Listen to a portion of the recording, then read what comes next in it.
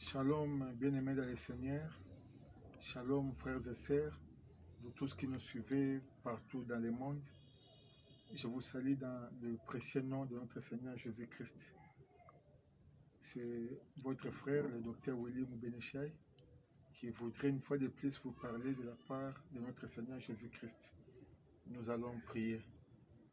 Nous te disons merci, éternel grand Dieu, de ce que, une fois de plus, tu nous permets d'entrer en contact avec mes bien-aimés éparpillés partout dans le monde pour leur parler de ta part. Il est écrit dans ta parole que toute écriture est inspirée de Dieu et elle est utile pour enseigner, pour corriger, pour convaincre, pour instruire dans la justice, afin que l'homme de Dieu soit accompli et propre à toute bonne œuvre. Nous croyons, Seigneur de gloire, que la parole que nous voulons dispenser en ce moment amènera quelque chose de nouveau, d'édification, quelque chose qui va convaincre, quelque chose qui va enseigner, quelque chose qui va instruire toute personne qui aura à nous suivre. Nous savons que seul nous ne pouvons rien faire si ce n'est qu'avec l'assistance de ton Esprit Saint. Voilà pourquoi nous en appelons à la présence de ton Esprit en nous qui parlons de ta part à ce moment, ainsi qu'en tous nos frères et sœurs qui nous écoutent à ce moment. Saint-Esprit, mets-nous en contact, mets-nous ensemble avec tous ceux qui auront à nous suivre. Nous voulons briser tout esprit de dérangement, de découragement, tout esprit des intéressements qui pourraient régner autour de tous qui vont nous suivre. Nous les chassons loin de leur vie, de leur entourage, dans le puissant nom de notre Seigneur Jésus-Christ. Soyez bénis parce que tu es Dieu, au nom de Jésus-Christ. Amen. Merci, bien-aimés. Nous voulons ce soir vous parler d'un thème qui certainement va vous bénir, va vous instruire, va vous édifier. Le thème que nous avons choisi ce soir est « Tu t'appelles aussi Jaïris ». Donc, en ce moment que tu es en train de me suivre, je te donne momentanément un nom, un nouveau nom qui est Jaïris. Jaïris, c'est un nom qui est dans la Bible que je voudrais que tu puisses découvrir avec moi afin que tu puisses tirer ce que le Seigneur voudrait te parler en ce moment au travers de cette parole. Nous lisons la parole de Dieu. Nous sommes, je crois que tu as déjà apprêté ta Bible.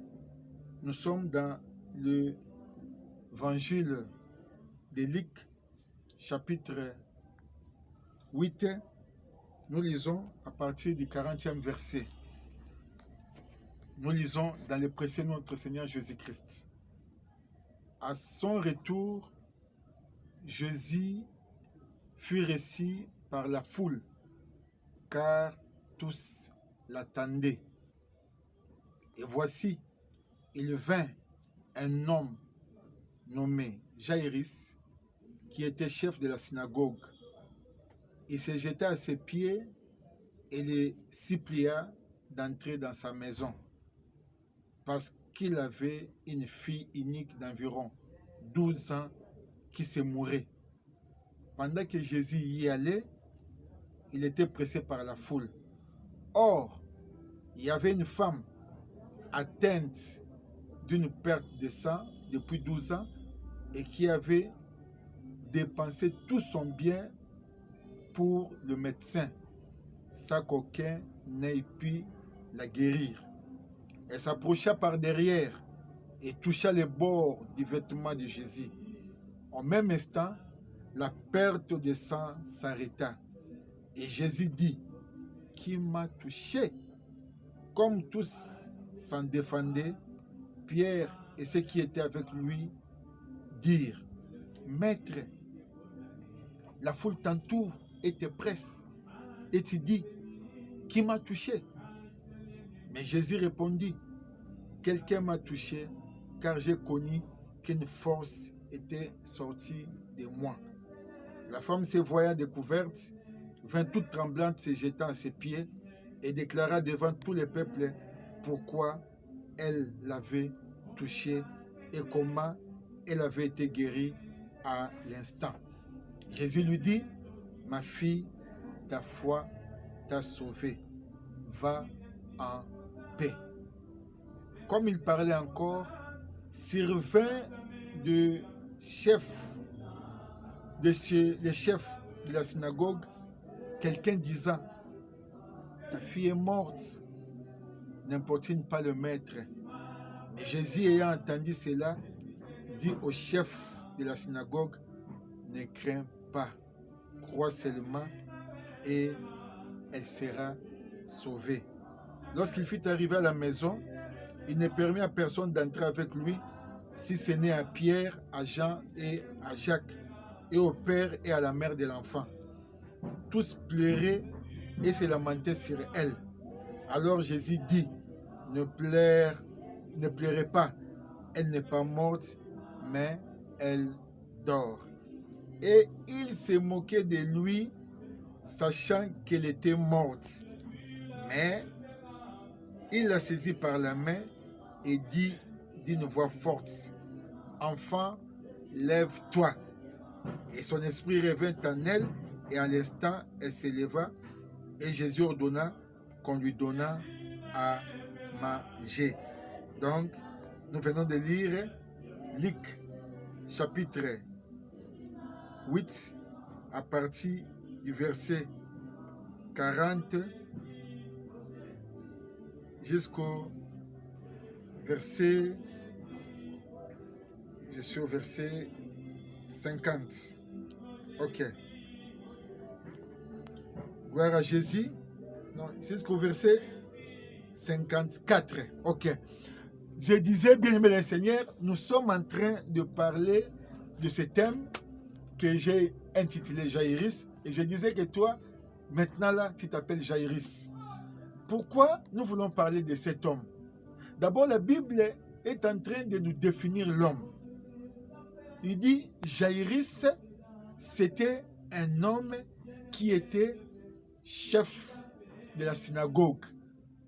Vous comprenez qu'en Israël, on avait seulement un seul temple qui est à Jérusalem, et dans des villes, comme ici il s'agit de Capernaum, il y avait des synagogues. C'était un endroit de culte des Juifs où ils se réunissaient, où ils écoutaient la parole de Dieu, où ils partageaient la parole de Dieu. Et ce n'était pas n'importe qui pouvait être chef de la synagogue. Un chef de la synagogue, c'était d'abord pharisien, et c'est quelqu'un qui appartenait au Sanhédrin, qui était au fait de cet organe-là de justice. On peut le considérer aujourd'hui comme étant la Cour suprême de justice. C'est de là que sortaient des grandes décisions contre le peuple. Cet homme-là, Jaïris, se trouve face à un problème. Le problème, c'est quoi? La Bible dit qu'il avait sa fille de 12 ans qui était malade. Ce n'était pas une simple maladie, une simple migraine, fièvre, un simple mot de tête. Mais la Bible dit qu'elle était mourante. C'est-à-dire que sa maladie l'a menée à la mort. Je suis en train de me mettre à la place de cet homme, avec sa position socio-religieuse, avec ce qu'il représentait dans la société. Parce que n'oubliez pas que les pharisiens étaient parmi les détracteurs de Jésus, parmi les gens qui n'aimaient pas l'enseignement de Jésus. Parce que pour eux, la présence de Jésus les gênait, parce que Jésus était venu les arracher, ce n'est pas les fidèles. Ils n'étaient pas contents de ce que Jésus faisait. Mais regarde, bien aimé dans le Seigneur, ce qui se passe, c'est quoi? La même personne, le chef de la synagogue a un problème, c'est sa fille qui est malade. Toi, tu me suis en ce moment, je disais que tu t'appelles Jaïris, un opposant à la parole de Dieu, un opposant à Jésus. Peut-être même qu'un jour aussi, tu as déjà crié à Jésus dans ta vie. Mais au fil des temps, au fil des années, tu changes de position. Tu ne crois plus à ce que Jésus est capable de faire. Je t'appelle aussi Jaïris. Lorsque tu as un problème, tu trouves que tu peux trouver des solutions ailleurs, mais jamais c'est Jésus. Ça dit que ton problème est plus grand et Jésus là est petit. Tu as développé déjà un sentiment d'incrédulité vis-à-vis de Jésus de Nazareth. C'était la situation de cet homme-là. Moi, je crois qu'avec sa position socio-religieuse, avec ses moyens, il avait commencé déjà à faire quelque chose avec sa fille. Mais il a essayé, ça n'avait pas marché. La Bible dit que quand il s'est rendu compte que ça n'avait pas marché, sûrement il s'est dit, là, je ne peux plus rester comme ça. Il a enlevé ses galops de chef de synagogue. Il a jeté ça. Il s'est dit, ici, c'est un problème de la vie ou de la mort. Sûrement, dans sa maison, dans sa résidence, il n'était pas seul. Il avait aussi des gens qui peut-être étaient venus pour le consoler. Peut-être qu'il y avait aussi des médecins qui étaient venus pour essayer de faire quelque chose par rapport à la maladie de sa fille. Mais le père s'est rendu compte que malgré la présence de médecins, malgré la présence de gens qui étaient venus, vous savez, quand on a des moyens, quand on occupe une certaine position sociale, on a beaucoup de gens qui viennent autour de nous, des gens qui nous encouragent des fois, des gens qui nous amènent à rester dans la position où nous nous retrouvons. Nous croyons que nous sommes au-dessus même de Dieu. Mais devant ces problèmes-là, Jaïris s'est rendu compte qu'il ne pouvait rien faire. Il ne pouvait rien faire et il n'y avait personne qui pouvait ramener ou rétablir sa fille qui était malade. Il s'est décidé de se désolidariser de toutes les personnes qui étaient autour de nous, de se désolidariser de sa famille. Et il a couru vite pour aller à la rencontre de Jésus qui revenait du territoire ou du pays des Garadériens, où il venait de guérir cet homme-là qui était possédé par des démons qui se meurtrissaient, qui restaient dans le sépulcre. La Bible dit que lorsqu'il l'a vu, il s'est prosterné. Bien-aimé, il s'est prosterné. Oh, je voudrais dire à quelqu'un qui me suit en ce moment que Jésus est Seigneur. Il n'y a personne sur cette terre devant qui nous devons nous prosterner si ce n'est Jésus de Nazareth. Prosterne-toi devant Jésus. Quelle que soit la grandeur de ton problème, quelle que soit ta maladie, quelles que soient les difficultés auxquelles tu es en train de faire face maintenant, je voudrais te dire que Jésus de Nazareth est encore vivant, il est présent. Jaïris avait compris que mon problème, ce n'était pas les galops, ce n'était pas la considération des hommes, ce n'était pas ma position sociale, mais ce que j'avais comme problème, dépasser l'assistance des hommes. Mais il a compris qu'il y a quelqu'un qui peut résoudre nos problèmes, quelqu'un qui peut nous donner des solutions au-delà des hommes. Ce que les hommes ne peuvent pas faire, laisse-moi te dire qu'il y a Jésus de Nazareth qui peut le faire. Est-ce que tu peux me dire amen là où tu es? C'est Jésus qui peut le faire. Il a compris cela. Il a dit, je laisse tout le monde, laisse-moi aller m'incliner, me prosterner devant Jésus. Lorsqu'il est arrivé, il s'est prosterné devant Jésus. Il a présenté à Jésus son problème. Quel est le problème qui te tourmente à ce moment? Dans quelle situation tu te trouves maintenant? Tu es peut-être désespéré. Regarde comment la COVID-19 est en train de confiner les gens. Nous vivons dans le désespoir partout dans le monde parce qu'il y a cette pandémie qui est en train de bousculer le monde. Toutes les économies du monde sont en ce moment chambardées, bouleversées. On ne sait plus où on peut aller, à qui on peut s'attacher. Laisse-moi te présenter Jésus de Nazareth. Laisse-moi te présenter Jésus de Nazareth. Jaïris avait compris que mon problème Il n'y a que Jésus qui peut les résoudre. Il a posé son problème à Jésus. Bien-aimé, Jésus t'aime. Jésus t'aime. Quelle que soit ta position, quelle que soit la condition dans laquelle tu te retrouves maintenant, malgré tes péchés, malgré tes égarements, malgré le fait que tu as déjà rétrogradé, Jésus t'aime. Jésus t'aime. Et il est le seul qui est vrai, le vrai amour. D'ailleurs, la Bible nous dit que tout homme soit considéré comme menteur et que seul Dieu soit considéré comme vrai. Celui qui est vrai, c'est Jésus de Nazareth. C'est lui, notre Seigneur. C'est lui, notre roi. C'est lui qui peut faire quelque chose. Et Jaïrus avait compris cela. Il avait compris que si il peut avoir solution à son problème, c'est Jésus. Mais qu'est-ce qui se passe? Il prend Jésus. Jésus accepte d'aller dans sa maison. Chemin faisant, il y a une femme qui a un problème. Celle-là, la Bible dit qu'elle était malade 12 ans durant. La maladie de perte de sang, rejetée, mise en quarantaine, abandonnée. La Bible dit qu'on avait tout essayé pour elle, mais rien n'avait marché. Et quand elle a appris que Jésus passait, la Bible dit qu'elle est entrée au milieu des hommes qui entouraient Jésus et elle a touché le bord de la robe de Jésus et aussitôt la perte de sang s'est arrêtée. Je ne voudrais pas parler de cette femme-là maintenant, mais je suis en train de te parler de Jaïrus. Qu'est-ce que je voudrais te dire? Jaïrus n'avait pas encore la solution à son problème.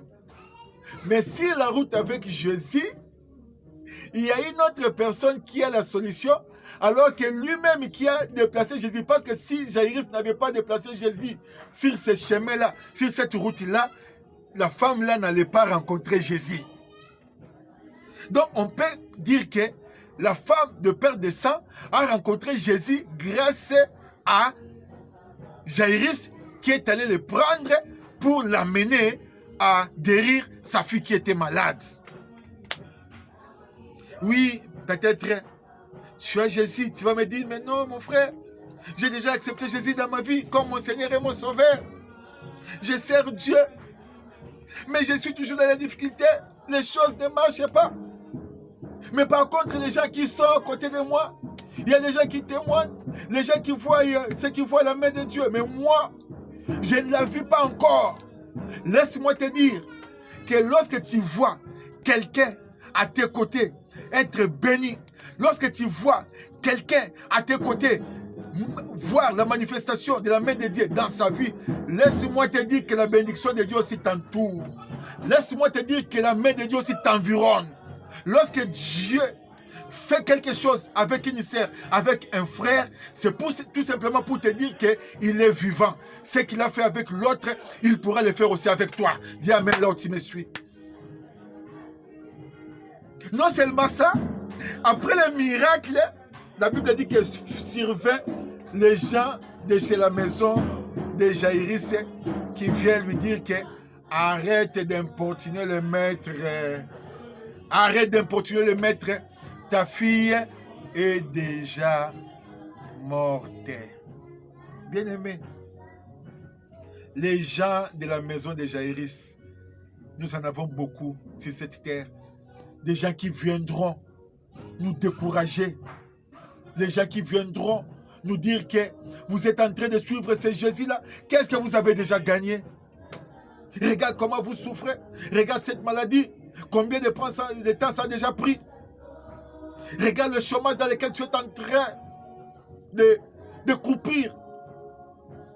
Regarde comment tu souffres. Il y a des gens qui viendront nous décourager dans ce sens-là. Mais toi, comme Jaïrus, écoute la parole de Jésus.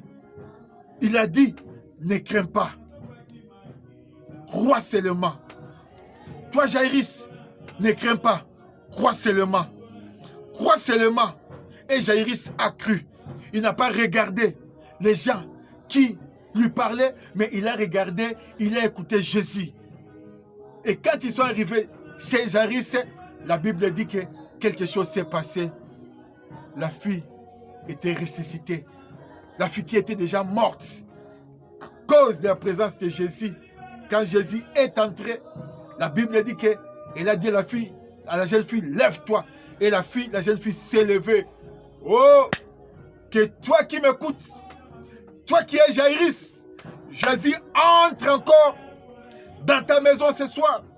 Viens te dire de te lever, de ne pas croire à ce que tu écoutes, à ce que tu attends. Ne crois même pas au diagnostic des médecins. Ne regarde même pas la situation socio-économique dans laquelle le monde se trouve maintenant. Notre Dieu agit au-delà de ce que nous voyons, au-delà de ce que nous vivons. Mais une seule chose, aie la foi. Jésus est vivant. Jésus est vivant. C'est pour ça que j'ai dit que je t'appelle Jaïrus. Je te donne ce nom-là de Jaïrus. Parce que Jaïrus s'était oublié. Il a oublié son entourage. Il a regardé son problème et il a exposé à Jésus. Viens avec ton problème chez Jésus de Nazareth. Il est là. Il va te répondre. Il est là.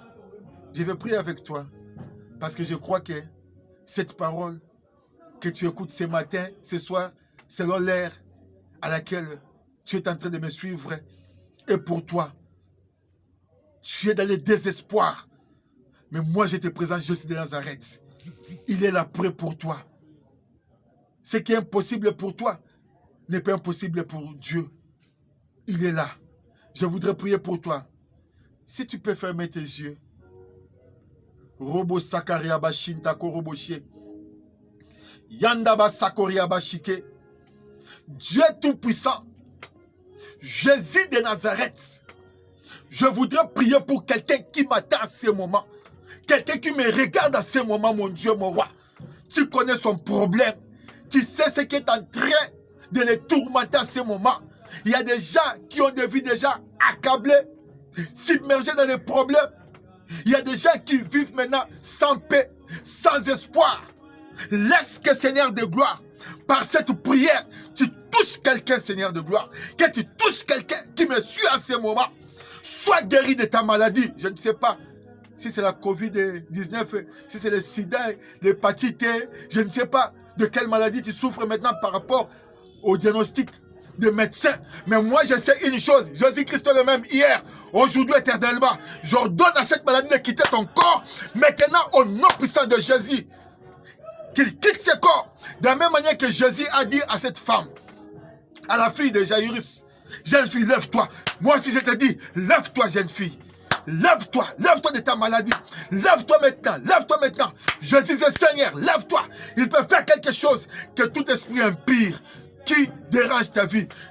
Robo Shakaria Bababa. Que tout esprit satanique, démoniaque, qui a chambardé tes affaires, qui ne veut pas que tu ailles de l'avant. Je suis en train de les condamner maintenant. Je les fais voir la victoire de la croix. Qu'ils quittent tes affaires au nom puissant de Jésus de Nazareth. Robo Shaka Baba Baba. Il y a quelqu'un qui a des troubles mentaux. Laisse que la main de Dieu te touche. Que tu reviennes au bon sens. Que tu récupères toutes tes facultés.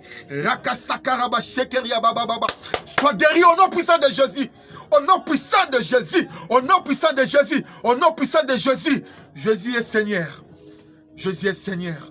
Jésus est Seigneur. Jésus est Seigneur. Jésus est Seigneur. Je te bénis, Seigneur de gloire, parce que ta main a touché beaucoup de gens. Je te bénis, Seigneur, parce que beaucoup sont guéris. Beaucoup sont restaurés dans leur situation familiale. Beaucoup ont la paix parce qu'ils en avaient manqué. Beaucoup en ce moment, mon Dieu, mon roi, expérimentent la puissance de ta main. Parce que tu l'as fait avec Jaïrus. Que ma sœur que j'ai nommée ce soir Jaïrus. Que mon frère que j'ai nommé ce soir Jaïrus. Vive aussi le miracle de Jaïrus. Parce qu'il a crié à la parole que nous avons annoncée maintenant. Laisse que ce miracle se manifeste dans leur vie. Dans le puissant nom de Jésus de Nazareth. Rekabashi Koriabashinta Maya Baba. Robo Sokobo Shikaba Baba Baba. Merci Seigneur, parce que tu nous as dit que tout ce qu'on va te demander à prière, si nous ne doutons pas, nous les verrons s'accomplir. Merci parce que tu as accompli des bonnes choses et des grandes choses dans la vie de quelqu'un. Soyez bénis. Soyez bénis. Pour tout contact de prière, vous avez notre numéro au bas de votre écran. Le même numéro là, nous l'utilisons aussi pour notre WhatsApp. Nous sommes là, nous sommes disposés pour prier avec vous. Laisse que le Dieu Tout-Puissant, le Roi des Rois, le Seigneur des Seigneurs, Jésus-Christ de Nazareth, vous bénisse. Amen.